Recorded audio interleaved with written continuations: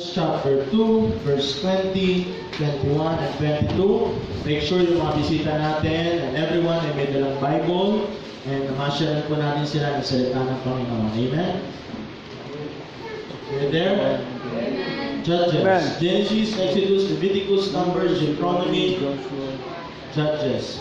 Ang pito na libro. Judges chapter 2, verse 20 to 22. Ready now, read. And the anger of the Lord was hot against Israel, and he said, because that this people had transgressed my covenant, which I commanded their fathers, and have not hearkened unto my voice, I will also not henceforth drive out any man from before them of the nations which Joshua left when he died, that through them I may prove Israel whether they will keep the way of the Lord to walk therein as their fathers did keep it or not. Kung kaya sa salita ng Panginoon, please be seated. Amen. So we are now in the book of Judges. As a way of introduction, kanina, pinakita ko sa inyo anong ibig sabihin ng Judges. Judges means the deliverer. A cycle. What is the cycle? Number 1, rebellion. Remember that? Na-post ba yan, Sir John, na type mo kanina? The cycle of events na nangyayari sa buhay ng Israel after the death of Joshua. Number 1, it is rebellion. Rebellion is taking God's authority out. God has given us the authority here in this church. God has given us the pastor in our family. God has given us His parents in our government. God has given us the presidents, the mayors, the congressmen, and everything, mga kapatid, for us to be guided. And when you are not following the command, we are rebelling. The word rebellion, mga kapatid, is a very negative word. Why? Because of rebellion, maraming nakukulong, maraming napapahamak. And if we are committing sin, mga kapatid, we are having a rebellion in our heart. Medyo siguro hindi halata, medyo siguro hindi pansin, but the moment, ulitin ko mga kapatid, temptation is not sin.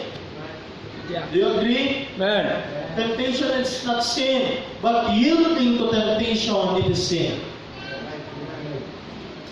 Walang problema kung mayroong umiikot na ibon sa iyong ulo. Yun. Ha? Pero kasalanan mo na pag naglagay na siya ng pugad sa ulo mo.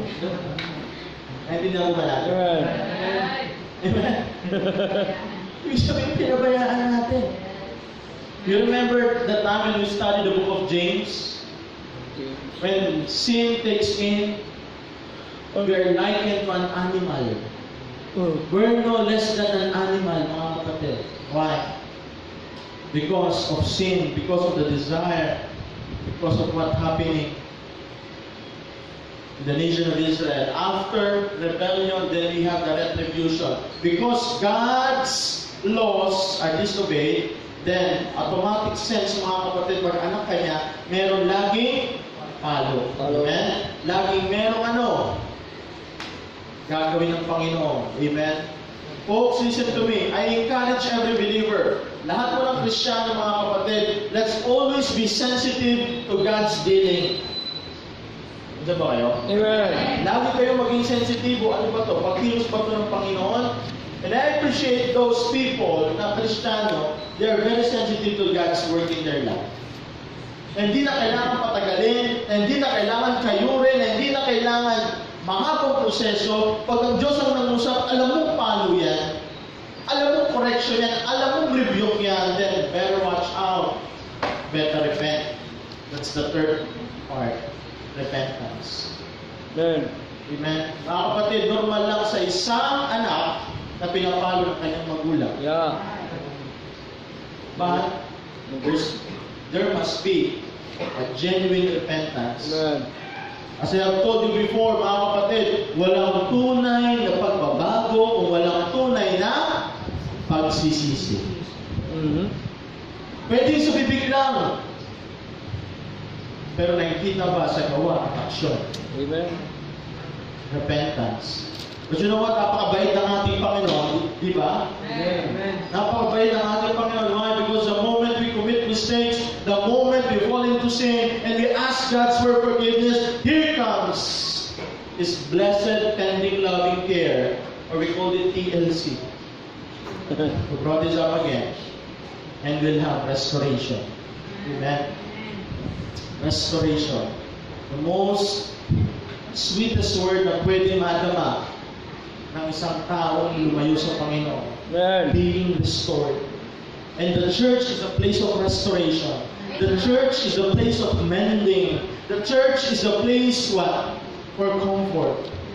Because in this place is, samot-saring mga emosyon, samot-saring mga problema. But you know what? I cannot give you comfort. You cannot have comfort from my personal words. You can only have comfort from the Word of God. Amen. And after the restoration and after this comfort, then God will give us rest. Kapahingahan. Amen. Rest. Yes. But the problem with this rest, when everything is okay, when everything is at a normal basis, when everything is in our comfort zone, then mga kapatid, God will, these people of Israel will rebel against the Lord. Amen. Magre-rebel din na naman.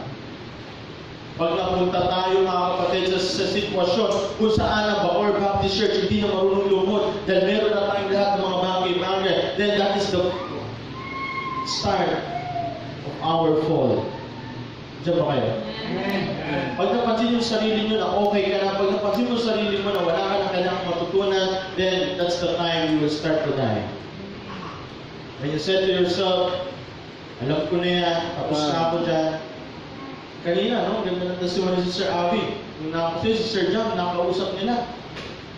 Just try to imagine, maybe they're serving God on a different group, but when you ask them, Sir, Ma'am, kung sakaling mamamatay ka ngayon, do you know for sure, 100% when you die today, you're going to heaven?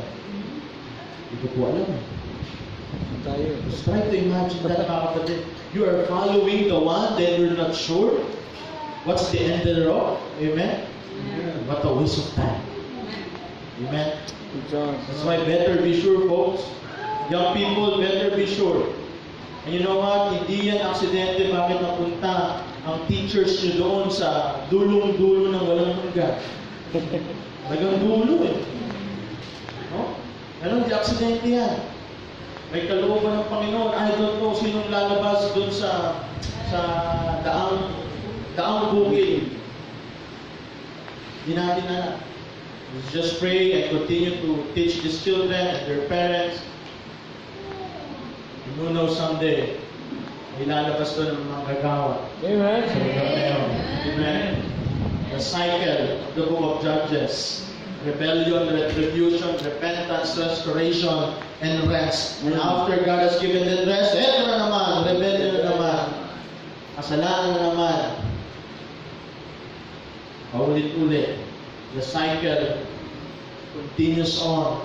The cycle never ends. That's the problem. You know what? For 305 years, this thing continues on. That's the problem. Kaya mga kapatid, ano makita po natin? Ano nakita po natin dito sa binasa po natin? And there arose a generation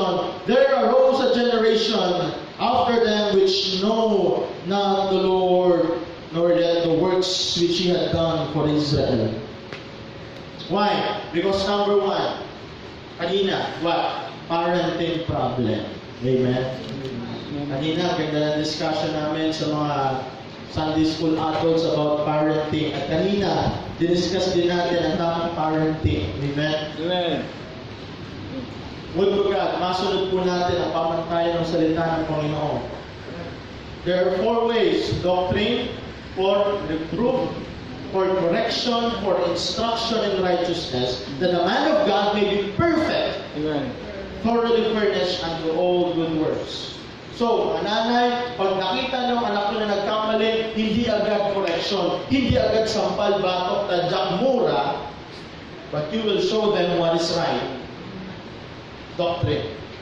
Pag sinabihan mo sila, sabi ko si Brother Jel, example ko kanina, JR, sa church tayo, behave.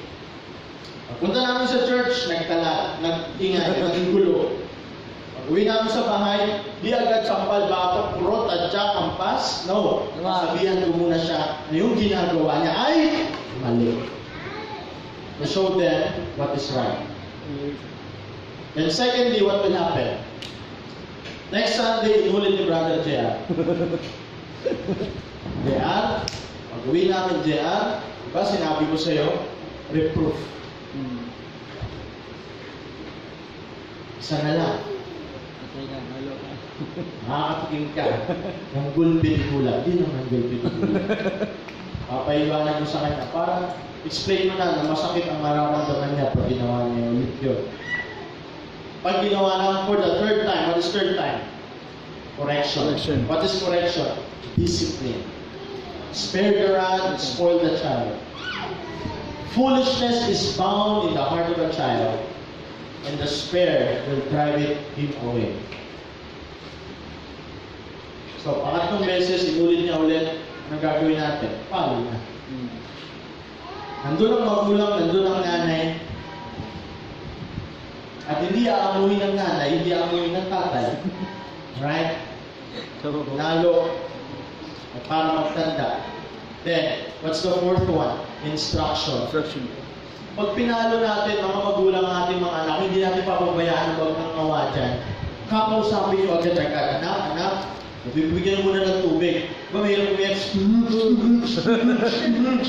Lagi yan eh. Bibigyan mo na ng tubig. Parang hindi naman kayo umiyak. Pero pag binigyan na kayo ng tubig, okay na yan, di ba? Siyempre, kakapalo mo lang, umiiyak yan. Okay moments.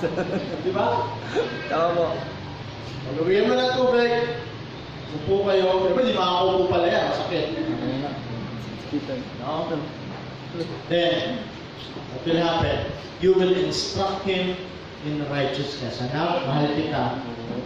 Pero hindi ko mahal yung ginawa mo. Tama po. You know what? You will love your children to love you for that. Amen. You with me? Yes. Amen. Nasa tama. Nasa tamang disiplina, nasa tama. Folks, that's a problem nowadays. Parenting problem. For me as a pastor, I encountered a lot of different kinds of parenting problem. You know what? Pag nakikita ko, lahat lumusot, lahat hindi nasunod ang pamantayan ng salita ng Panginoon. Ang palo, nasa Bible. Pero ang tadyak, sipa, mura, kurot, gulping, wala po sa Bible. Amen. At yan ay ginagawa sa pangatlo. Alright? Sa pangatlo. Pag nasabihan mo kung ano yung tama, pag inulit mo, na huwag niya nang gagawin, at dun pa lang sa pangatlo natin, ididisiplinahin. Kaya sabi ko kanina sa mga adults, you know, parents, pag hindi natin pinalo mga anak natin, iba ang papalo sa kanila. Mas matindi. Panginoon, right. Sana mapanginoon eh. Anong sabi ni King David? I'd rather fall into the hands of God rather than men. When David commit mistakes, pinapili siya ng tatlong bagay. Pestilence, fall into the sword of men, or fall under the wrath of God. You know what David chose? He chose to be fall under the hand of God. Why? Because in His wrath, please remember mercy. Pero sa kamay ng tao, wala. Gulpi, suntok, tapos na, wala nang usapan. Discipline, correction is like being putting into jail. Personal facility. Okay. It's just like that. Kung hindi ka napalo, then later on, pag yan, masyado nang tumubo ang sungay mo, you will end up in jail for the rest of your life. Right. Why? You know what? I heard a story when the person been convicted to reclusion perpetua. Woo. Walang kalayaan. The parents are there of the victim and the parents of the accused. You know what? After the judge has been, after the justice has been served, you know what happened? You know what happened? Ito nakakalungkot. Yung suspect, yung nasistensyahan, sumigaw ng malakas at sinisi ang kanyang magulang. Dahil sir! The mother cries bitterly. Why? Because alam ko, of course, wala naman tayong pinilisihin, pwede naman ang magulang, hindi naman lahat, but the child is pointing. Most of his parents, narito ako ngayon. I will be put in jail the rest of my life. You. Because of you. That's the parenting problem. Nakakaharap natin. Hindi lang siya sa mga mananampalataya, pati din naman sa hindi mananampalataya. That's the same problem, mga kapatid. That's why we keep on sharing the Word of God to parents. Right. That's why I hope and I pray the parents of our Baptist Church, sana matuto po tayo. Amen. Amen. Yes. Kahit mga dalaga pa dito, mga binata, sooner or later you will have kids. Yes, sir. What the Bible says, foolishness is found in the heart of the child. Merong at merong sungay yan. Lalabas at lalabas yan. Because what? Man is evil. Yes, sir. Ang tao ay masama. Kahit gano'n pa kabutihan sa kanyang mga paningin. Amen. So, parenting problem. Not only parenting problem, mga kapatid. We can also see here, mga kapatid,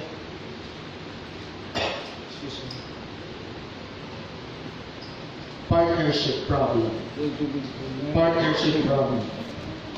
Partnership problem. Pastor, why is it partnership? You know what, mga kapatid? Ang utos ng Panginoon sa people of Israel is to kick them out. Sipain, patayin. But you know what? Hinayaan lang nila na mabuhay ang mga kalaban nila sa kanila.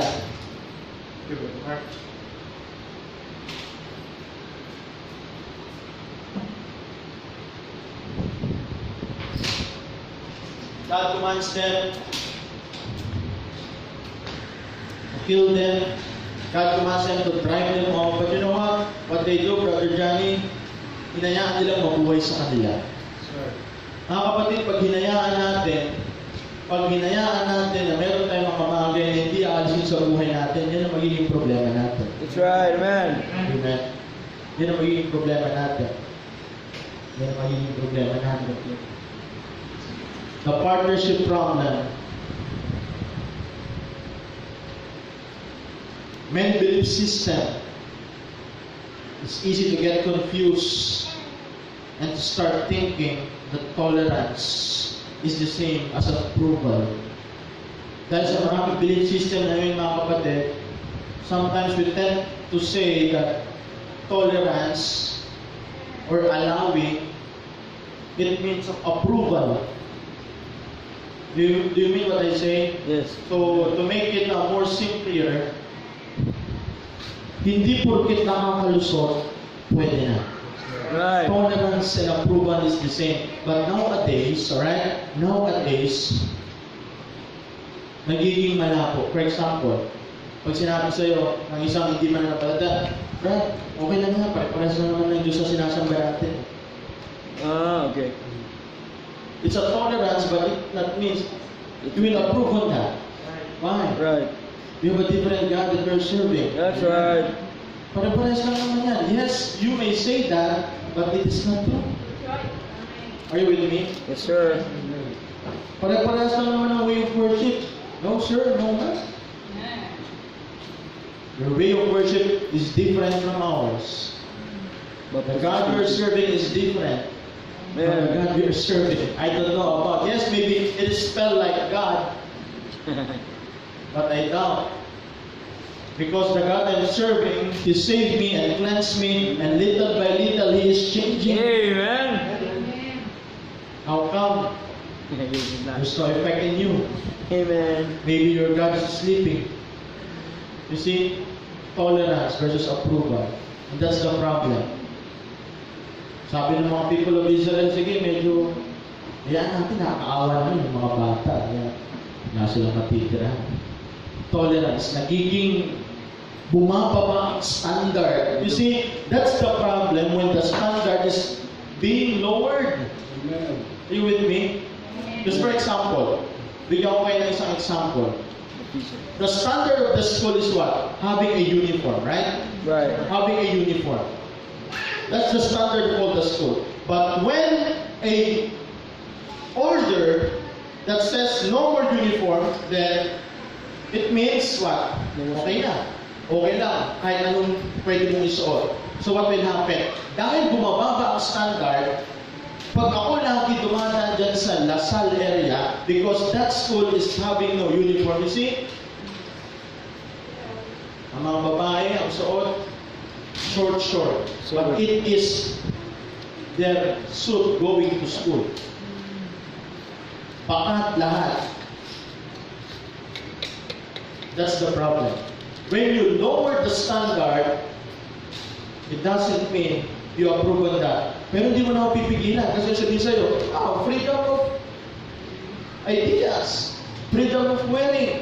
Wala namang uniform. Wala namang uniform, kahit ano pwede, kahit akubad. Tinan mo, kahit sa UP, kahit akubad pwede. That's the problem. Because you are undermining your freedom, it doesn't mean you're free to do whatever you want. Right. That is the source. Everything is lawful, but not everything is expedient. Lahat ng bagay pwedeng kainin. Mind you, lahat ng bagay pwedeng kainin. Pero pag niyang kinain mo ba yan, makakatulong ba sa iyo yan? Lahat ng bagay pwedeng pag-aralan. Pwede yan ba yung makakatulong sa iyo? Lahat ng bagay pwede mong gawin. Pero makakatulong ba sa iyo makabuild up yan? That's the thing. Even in our worship, that's why when we are worshiping God, we are giving our best. Because when we give our best, it highs the standard. The way we dress, the way we think, the way we honor God in our offering, in everything that we do. That's why they are telling us, ako dyan sa Baptist, maraming bawal. It's not maraming bawal. Why? Because there are standard in worshiping God. Amen. Are you with me? Hindi pwede yung pwede na. Why? Because you are facing God. Yes. You are honoring God. At ang Diyos, mga kapatid, na hindi tao tulad natin, yes, He came down to this earth, especially sa ating matatagalan sa pananampalataya. Maintindihan natin ang mga bago. That's why we keep on telling them and we keep on educating them how we properly worship the Lord by example. Ganyan pala dyan sa Baptist Church. Kailangan nakapalda, kailangan nakaayos, naka-necktie. Pastor, bakit kailangan nakaganyan ang init-init? It is not about that. It is about my best para sa Panginoon. Amen. Diyan ba kayo? Amen. Kasi mababa ang standard, mababa ang quality, kahit ano na lang pwedeng maisupport. Kahit ano na lang oras pwedeng pumunta sa church. Kahit late, kahit patapos na ang service. Kasi yung standard eh. Tama. Okay lang, basta makapagsimba. Yun yung term, makapagsimba. Pero ano, may natutunan pa? Wala. Wala. Why? Because the standard is being lowered. Oh, good sir. Are you with me? Nandiyan ba kayo? Yeah, amen. That's the problem of the partnership. Because they allow the Canaanite people to dwell with them, doon sila nadali. Doon sila pinasok, mga kapatid. Amen? Amen. Kaya nga po, sa atin as a Baptist, as a believer, meron tayong tinatawag na Baptist distinctive. Amen. What makes Baptist different from other? Right. I'm not saying that Baptist is supreme, no. Mas maraming tao kaysa sa atin. Mas maraming magagaling. But you know what? It's not about that. It's how we follow the Word of God. Amen. It's very important.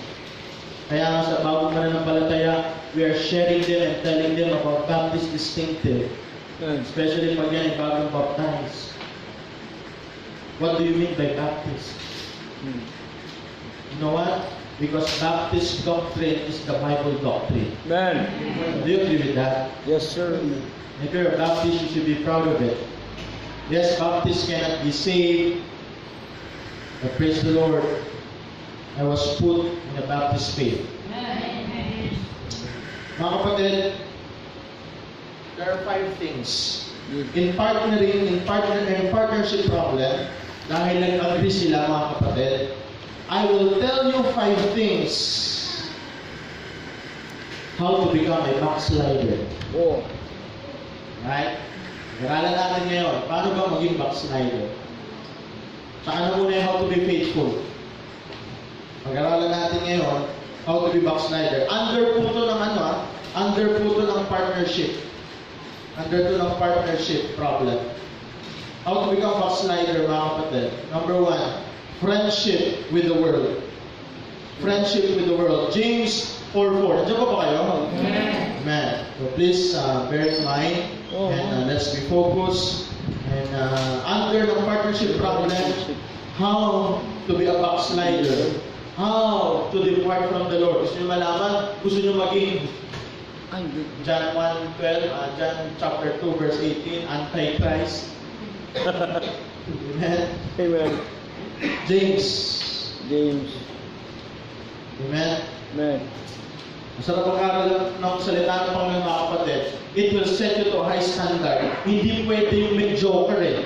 Amen? Hindi pwede yung gitna. Hindi pwede sala sa lamig, sala sa init. Kung mainit ka, makainit ka. Kung malamig ka, magstay ka sa malamig. Hindi pwede gitna. Why? Because the Bible says, kung ikaw ay lukuhan, kung ikaw ay maligam-gam, ano ka? Dinudura ka ng Panginoon. Hindi ako nagsabi niyan. Si John ang nagsabi niya. And I'm just telling you the word of God. How to be a backslider. Number 1, friendship with the world. The Bible says in James chapter 4 verse 4. James 4 verse 4. Ye adulterers and adulteresses, know ye not that the friendship of the world is enmity with God? Whatsoever therefore will be a friend of the world is the enemy of God. Bible is very clear, mga kapatid. Friendship with the world. It starts with mingling, partnering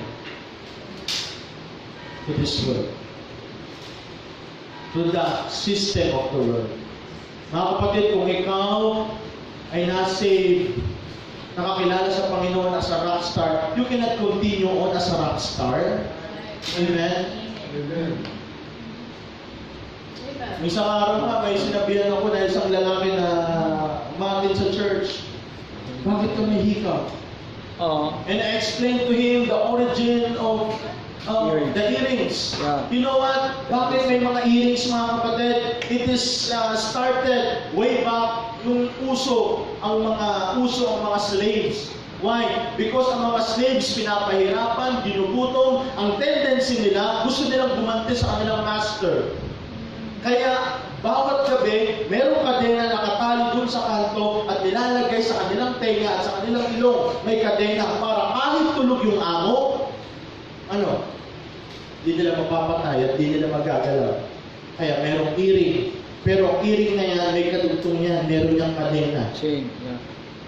Para hindi nila makaabot. Why? Because yung mga slave masyadong namamaltrato. At nangyari ng unang panahon, mga kapatid, yung mga slaves pinapatay nila ang amo. Kaya nagsimula yung hikaw na yan. I'm referring, of course, sa mga lalaki. Pero sa babae, hindi, syempre, it's normal. Pero sa ating mga lalaki, kung ikaw ay maghihikaw, and knowing the history of that, it is not good. You think it makes you more macho? Right. Things makes you more become Guapo. guapo? Right. No, that's not the system of the world. Amen? You with me? Kaya young people, ladies and gentlemen, know what you are dressing on. Amen. Amen? Kung kayo naman mga kababaihan, kung mag-ihigaw kayo, isang butas lang.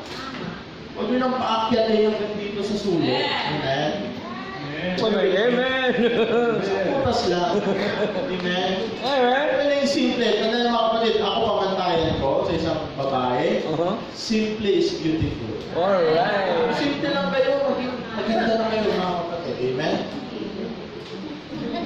Make-up, listen to me. Make-up is being put to the old fences. Oy. Paint is being put to the old fences, to the old walls, to the old building. Bakit tayo nagpipintura? Kasi luma na. Boom! So kung alam nyo naman, hindi pa kayo ganun katanda. Diba? 10 years old pa lang kayo, nag-makeup na kayo, kala nyo pa nanay nyo. Foundation ko. Paint is for the old ones. Amen? Yeah. I'm sure may laban ng beauty contest. Now, what simply is beautiful? Simply amazing, sabi nga. Diba? Smart. Friendship. Friendship with the world.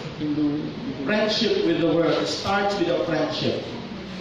Una-una yan, magkasundo. Una-una yan, makikipagkasundo rather than parang okay lang, you are tolerating him. You are not against him, and of course you are not denying him also. Pero mga kapatid, you are tolerating him. That becomes a problem. Friendship with the world. Friendship with the world. Number 2, when you have that friendship in the world, how to become a backslider? Number 2, unspotted from the world. Unspotted from the world. Unspotted. In James chapter 1, verse 27. James chapter 1, verse 27. Diyan po ba kayo? Amen. Pure religion and undefiled before God and Father is this, to visit the fatherless and widows in their affliction and to keep himself unspotted from the world. Amen. Number 1, friendship with the world. Number 2, unspotted from the world. The word unspotted means blemish, unstained. So, God commands us to be unspotted.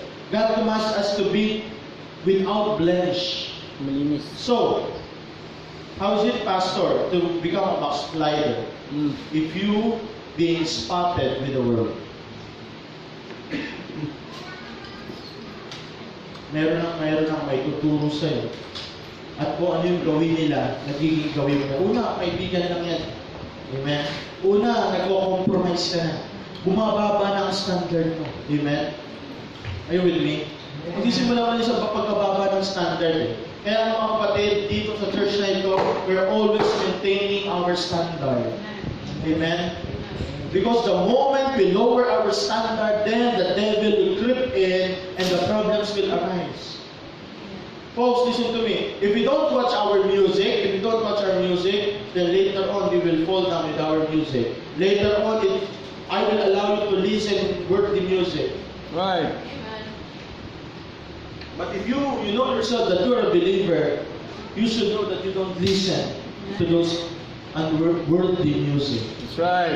Amen? Amen. Diyan ba kayo? Then later on, magiging spotted with the world ka na, magiging katulad ka na nila. Amen? That's the problem. That's the problem. Number 3. 1 John 2:15. 1 John 2:15. Ito, medyo lumalala na. 1 John chapter 2, verse 15. The Bible says, love not the world, neither the things that are in the world. Amen. Any man love the Father, the love of the Father is nothing here. Amen. Number 3, love the world. You want to be backslider, folks, Christians? Hey, listen to me. Love the world. Love the world. Mahalin mo ang sistema ng mundong ito. Right. Mahalin mo ang karangyaan. Mahalin mo ang pera. Mahalin mo ang fame. You see, mga kapatid, we found out, pinento ni Ma'am Chi dati, si Sir John pala, totoo ba yun, Sir John? Pumila daw siya dati sa Pinoy Big Brother. Talaga, pumila siya sa Pinoy Big Brother. Pero pasok dati-dati na yun. Folks, just try to imagine, when Pinoy Big Brother, hindi ko naman sinisirasyon. Pero makita nyo ang reality ng mundong ito. Kung gusto mo sumikat, kung gusto mo makilala, pumila ka sa Pinoy Big Brother. Pagka pumila at pag napili ka, isikat ka. Sino mga lagi nasa loob? Mga half-breed, Lahat may itsura. Why? Because yan ang pamantayan ng mundong ito. Kailangan maganda, kailangan may talent, kailangan may ganito, kailangan may ganyan for you to be famous. Amen. Folks, love the world. Love the world. You want to backslide? Love the world. Mahalin mo ang sanlibutan. Mahalin mo ang sistema ng mundong ito. Amen? Amen. The world is teaching us to reach our dreams, our future.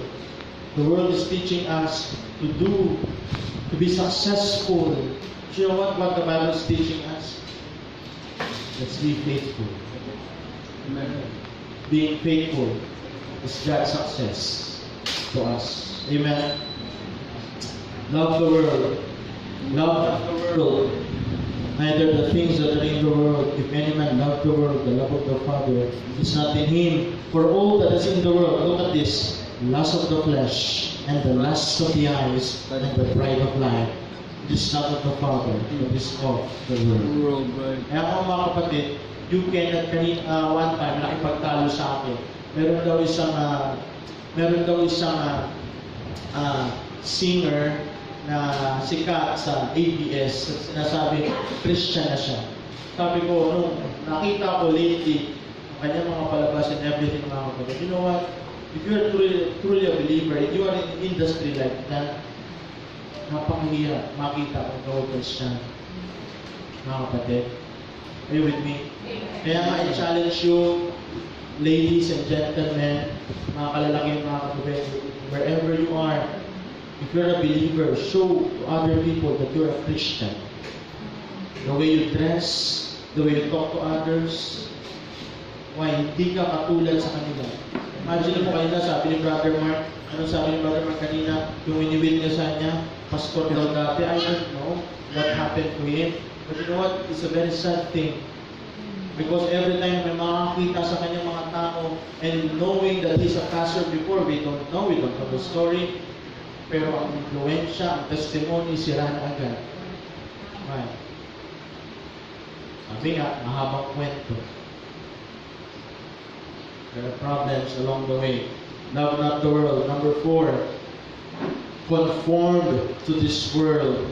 Maging kaisa sa mundong ito. Romans 12 verse 2. Romans 12 verse 2. Diyan po kayo? Amen. Amen. What is Brother Alex and Grandpa? Diyan po kayo? Amen. Wala si Brother Glenn eh. Si Brother Glenn malakas mag-amen eh. Romans 12 verse 2. The Bible says, and be not conformed to this world, but be transformed by the renewing of your mind, that ye may prove what is that good and acceptable and perfect will of God. Amen.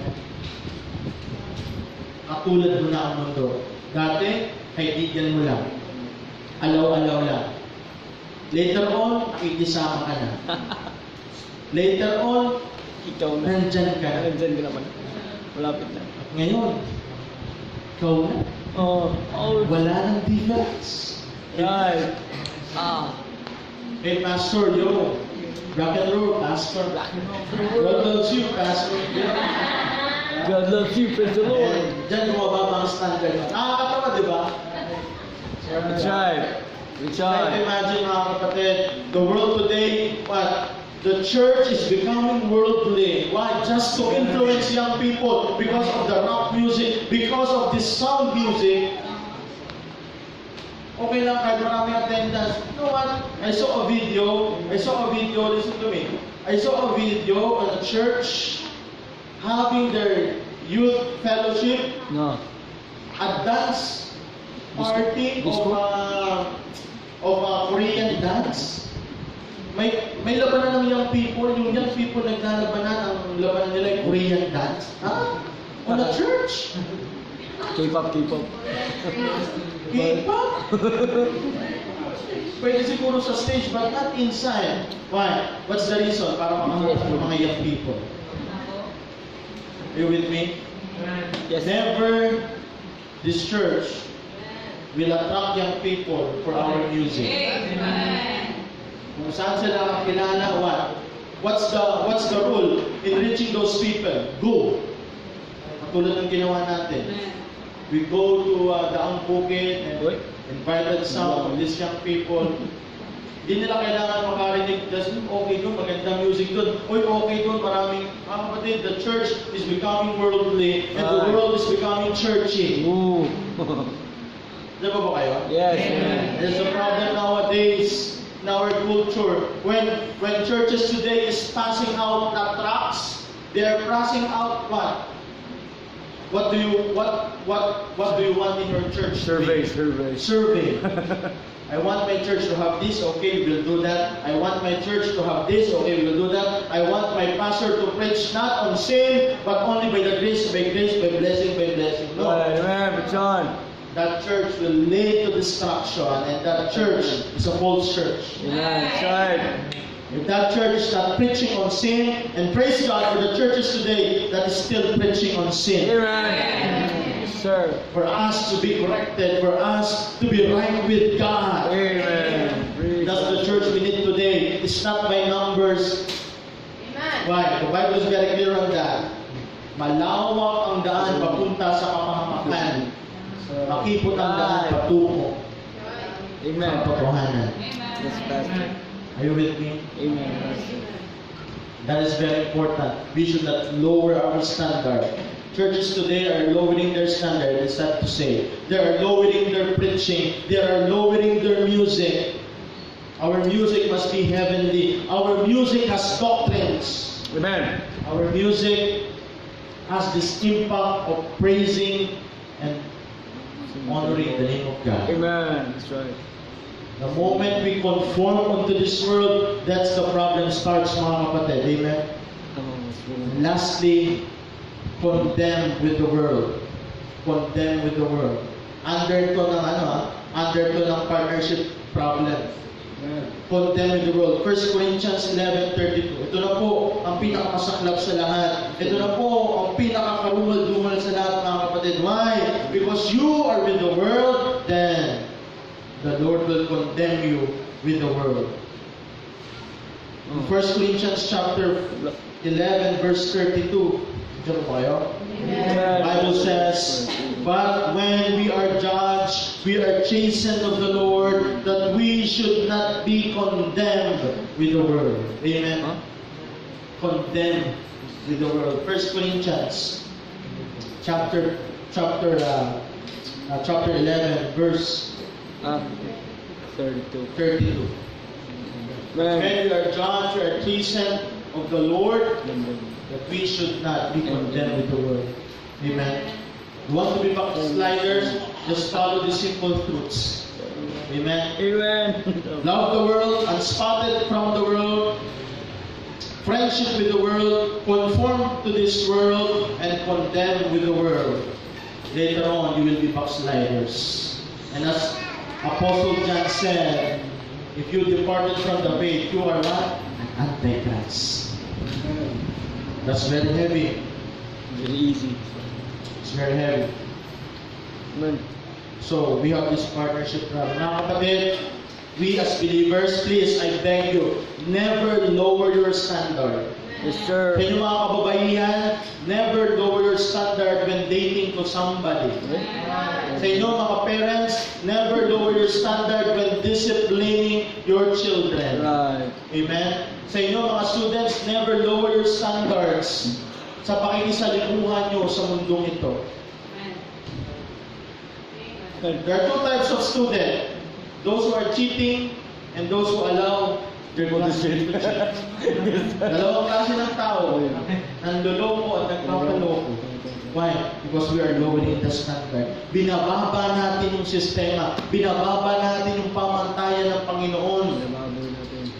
Remember the values? Values are standard of right and wrong, good and bad. Pag sinabing standard, it will never be erased. 12 inches is 1 foot. Amen. 2 plus 2 is 4. 5 plus 5 is 10. That is the standard. It never changes, whatever may happen. Please, folks, as believers, never lower your standard. Amen? Amen, Pastor. Because God bless faithfulness. God bless is a steward that remains faithful in His word. And lastly, mga kapatid, what is their problem? Number 1, parenting problem. Number 2, partnership problem. And number 3 and last, praise and worship problem. Praise and worship problem. Let's go back to Judges. Let's go back to Judges. We will end on this. It's very important.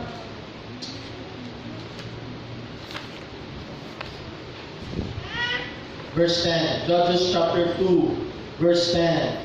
Judges chapter 2, verse 10. And also that generation were gathered into their fathers, and arose another generation after them, which knew not the Lord, nor yet the works which He had done for Israel. And the children of Israel did evil in the sight of the Lord, and served, notice the word, and served Balaim.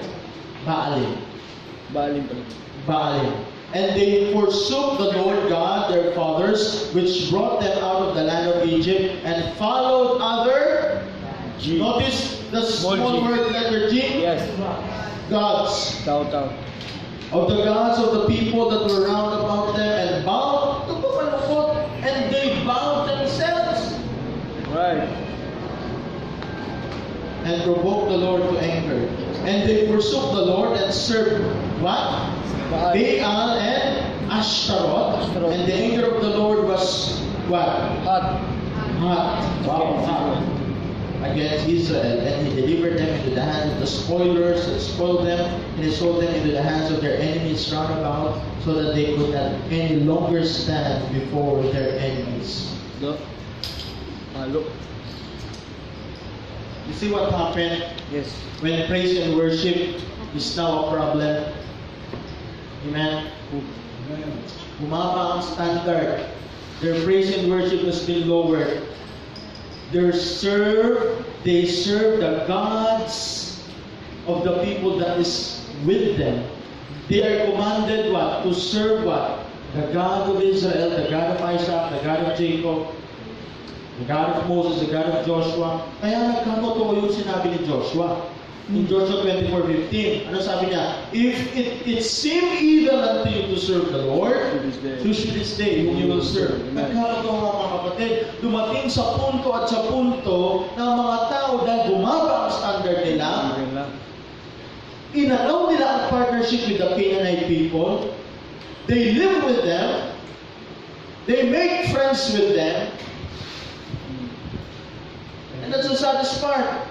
Their gods, which is Baal and Ashtaroth, they serve gods. They serve their gods. So, Pastor, sino ba yung Baal na yan at si Ashtaroth na yan? Explain ko sa inyo. Baal is the main god of the Canaanite people. This god is the god of rainfall and fertility. And Ashtaroth is his wife. Baal and Ashtaroth ay mag-asawa. And Baal is what? The god of rainfall, the god of fertility, the god, ito po, ito mangyari na. If you want your cattle to be blessed, if you want your pananim na magbunga, if you want yung vineyard mo maging pasenso, you will worship God Baal. What will you do? What will you do? What will you do, Pastor? If you want to have a fruitful land or everything, mag-flourish ang yung mga pananim, worship Baal by visiting a temple prostitute. Combination of idolatry, immorality, and what? Agricultural success was difficult when men resist to fall into this temptation. You want to worship this God? Tingnan niyo maigi. You will go to their temple to have the prostitutes in their temple and have an affair, because it is their way of worship to be partnered with the prostitutes of Baal. Because when you do that, ang mga pananim mo ay pagpapalangin. So, bilang isang kalalakihan, kung ganyan ang sistema ng worship, pambira. Brother Johnny, Brother Mark, pila lagi ang templo niya. Gusto mo yan. Are you with me? Yeah. Naintindihan nyo? Coming from a humanistic mind, being a man, kung yan ang way of worship, nasa loob ng templo, may makikita kang ganyan. And, folks, kung mababa ang standard mo, Sino nga yun? mapapil ka dyan. Tama. Are you with me? Yeah. That's the problem. Yan ang nangyayari pag mababa ang standard. Amen. Kaya pala, dito pala, the book of Judges, problema na. Alam niyo ba, hanggang pagdating kila David, kila Solomon, hanggang yan pa rin ang problema nila.